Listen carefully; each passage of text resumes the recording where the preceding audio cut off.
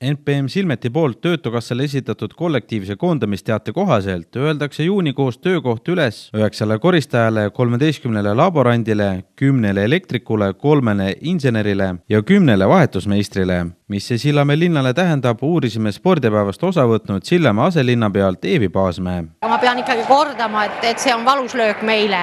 Täna me ei tea, et palju siin Sillamäe linna elanikke selle töötute hulgas on, aga karta on, et enamus on nad meie inimesed.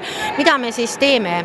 Esiteks me teame, et meie tulubaas väheneb. Teine, meil on päris hea koostöö Töötukassaga ja et leevendada seda niisugust hetkelist töötut olemist siis, või töötuks olemist. Meie võtame ka oma hallatutesse asutusse tööpraktikale, mida iganes ja anname võimalusi. Eevi Paasmäe sõnul on tehtud juba see, et kui on vaja töötute koolitus, siis antakse väga soodsatel tingimustel rendile ruume, tööharjutuse jaoks tasuta või siis renditasuta ettevõttele ruumid. Kõige hullem on see, et kui inimene tunneb, et ta ei ole vajalik, et seda tunnet ei tekiks, eeldab see tihedat koostööd Töötukassaga. Loomulikult me teame täna ka, et meie teised tööandjad otsivad töölisi ehk siis töökäsi ja kui nende seas võib-olla leidub, on hea ja et ma tean, et Töötukassa läheb nende asutusse tegemaks siis sellist kampaaniat või selgitamaks, kuhu minna, kuidas toimida, sest et töötu olla ei taha mitte keegi.